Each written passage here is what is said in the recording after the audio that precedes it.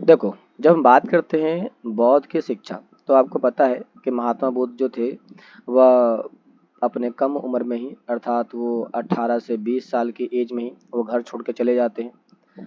जैसे ही वो जाते हैं वो लगभग पूरा का पूरा 20 साल और ले लो कि 20 सालों के बाद इन्हें नॉलेज की प्राप्ति हुई थी, ज्ञान की प्राप्ति हुई थी।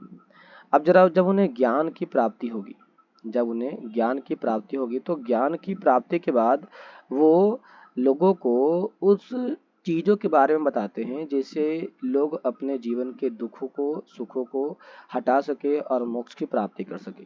तो महात्मा बुद्ध की शिक्षा को कहीं ना कहीं तो लिखा जाएगा। तो उनकी शिक्षा को सूत पीटक किताबों में लिख दिया गया, और उनको जो लिखा गया सूत पिटक के अंदर वो कहानियों के आधार पर लिखा गया, कहानियों के आधार पे।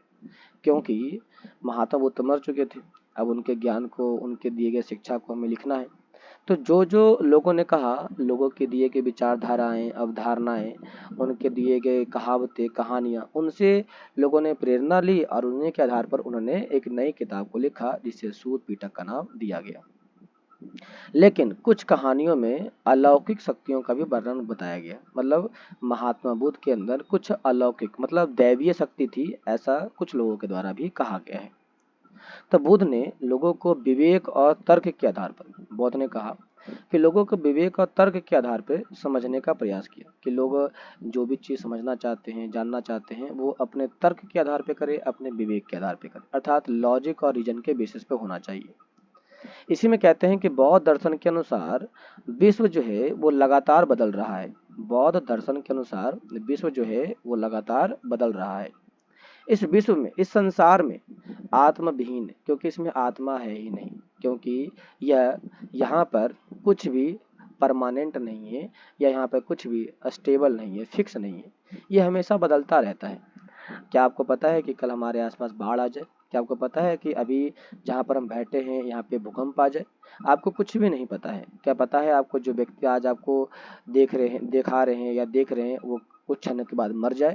यहाँ पर कुछ भी शाश्वत नहीं है, कुछ भी यहाँ पर अस्थायी नहीं है, हर कुछ यहाँ पे बदलने वाला है। इसीलिए महात्मा बुद्ध ने अपने दर्शन में बताया कि पूरा का पूरा विश्व जो है वो लगातार बदलता रहता है, और ये संसार दुख दुख से भरा पड़ा है। इसीलिए उन्होंने कहा कि दुख मनुष्य के जीवन का अंतर्निहित तत्व है।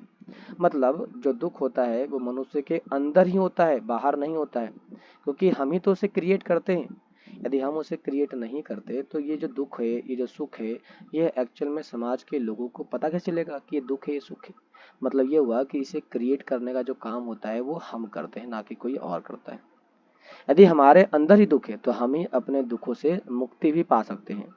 इसलिए कहते हैं, बुद्ध ने कहा, मनुष्य को मुक्ति के बारे में बताया और कहा कि व्यक्ति तपस्या और विशेष शक्ति के बीच मध्यम मार्ग को अपना करके दुखों से मुक्ति पा सकता है।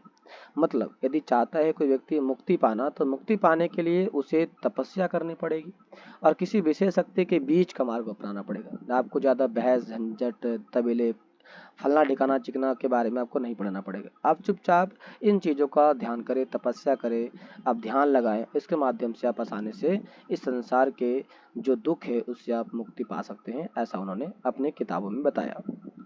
बौद्ध धर्म की शुरुआती परंपरा में देवताओं को होना या ना होना अप्रासंगिक था, क्योंकि बौद्ध धर्म ने माना कि संसार में देवता नहीं होता है।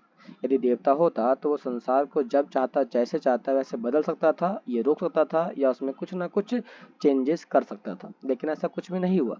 इसीलिए महात्मा बुद्ध के शुरुआती परंपरा में देवताओं के बारे में कुछ भी नहीं बताया गया है, क्योंकि बुद्ध का मानना था कि समाज का निर्माण जो है मानव ने किया है, ना कि भगवान ने किया है।